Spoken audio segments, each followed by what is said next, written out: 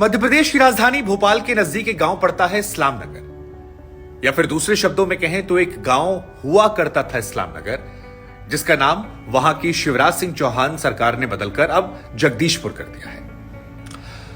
अब यह खबर आते ही दो चश्मे से लोग दिखने लगे। एक हिंदू मुसलमान का चश्मा जो आरोप सरकार पर लगे। हालांकि सरकार से जब हमने सवाल पूछा तो सरकार ने कहा इसका मुसलमानों से कोई लेना देना नहीं, ये गुलामी के प्रतीकों को हटाने की कवायद है। वही कवायद जिसमें राष्ट्रपति भवन में मुगल गार्डन का नाम बदलकर अमृत उद्यान कर दिया था। इतिहासकारों की नजर से देखें तो 308 साल पहले यहां पर गौंड राजाओं का शासन हुआ करता था। उसके बाद धोखे की, फरेब की, बर्बरता की एक ऐसी कहानी आई जिसमें खून की नदियां बह गईं। और उस कहानी पर हम जाएं उससे पहले आपको बता दें कि स्थानीय लोगों के द्वारा बीते कुछ समय से या कहें कि दशकों से मांग चल रही थी। पंडित धीरेन्द्र कृष्ण शास्त्री गुरु जी, स्वामी रामभद्राचार्य जी जो हैं, वो जब कथा करने गए तो भोपाल का नाम भी भोजपाल करने की मांग कर दी। और यह माना जा रहा है कि भोपाल के नाम बदलने के पहले की कड़ी में यह नाम जो है वो यहां पर बदला गया है और अगला कदम जो है वो भोपाल का हो सकता है। लेकिन मध्य प्रदेश या देश की बात करें तो नाम बदलने का सिलसिला जो है वो यहां से शुरू नहीं हुआ है।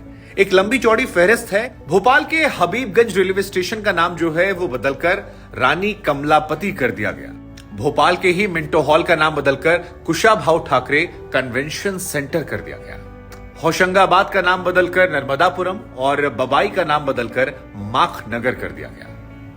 उसी कड़ी में लगातार भोपाल का नाम बदलने की मांग की जा रही है और यह माना जा रहा है कि भोपाल के नाम को बदलने के पहले ये इस्लाम नगर का नाम बदलकर ये जगदीशपुर कर दिया गया है। उधर आपको यह भी बता दें कि हलालपुर बस स्टैंड जो है उसका नाम बदलकर हनुमानगढ़ी बस स्टैंड करने का प्रस्ताव जो है वो पहले से नगर निगम के पास प्रस्ताव पहुंच चुका है। साथ ही लाल घाटी का नाम बदलकर महेंद्र नारायण दास सर्वेश्वर बदलने का नाम जो है वो भी नगर निगम के पास प्रस्ताव के तौर पर पहुंच चुका है और यहां भी बदलाव देखने को मिल सकता है। तो आने वाले समय में मध्य प्रदेश में कुछ और भी नाम है जो आपको बदले हुए दिखाई देंगे। जगदीशपुर का नाम जिसने इस्लाम नगर रखा उस शख्स का नाम है दोस्त मोहम्मद खान। 16वीं शताब्दी के अंत में ये भारत आता है, भारत के उत्तर प्रदेश जाता है और इसके इतिहास पर अगर आप नजर डालेंगे तो जिस शख्स ने इस पर भरोसा किया इसने उसके साथ विश्वासघात किया।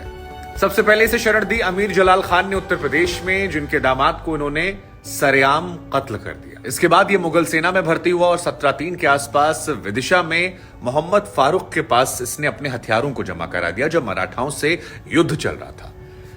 लेकिन जिसके पास हथियार जमा किए थे उस मोहम्मद फारूक को भी इसने मारा। इसके बाद इसने मंगलगढ़ में शरण ली, जहां के राजा की मौत के बाद वहां का सारा सामान लूट लिया और उसके बाद बेरसिया आ गया। फिर बेरसिया को लूटने के बाद इसकी नजर जो थी वो जगदीशपुर पर पहुंच गई। साल 1715 से पहले यहां पर गोंड राजाओं का शासन था और राजा था देवराज चौहान। कहते हैं कि राजा की यश गाथा जो है वो आसपास के इलाकों में बड़ी तेजी से फैल रही थी और ये बात दोस्त मोहम्मद खान तक पहुंची।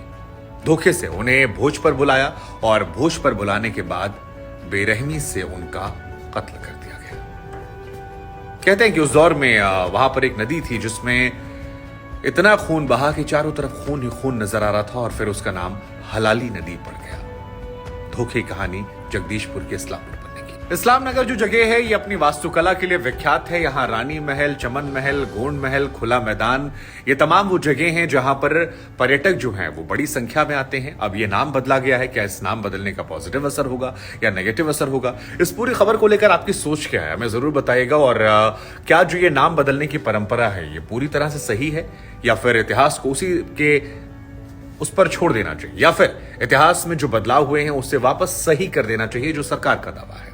हमारी कोशिश थी कि आपको तथ्यों को बताया जाए, आपको समझाया जाए, बाकी फैसला आप पर। और इस खबर को लेकर सोच क्या है जरूर जिक्र कीजिएगा।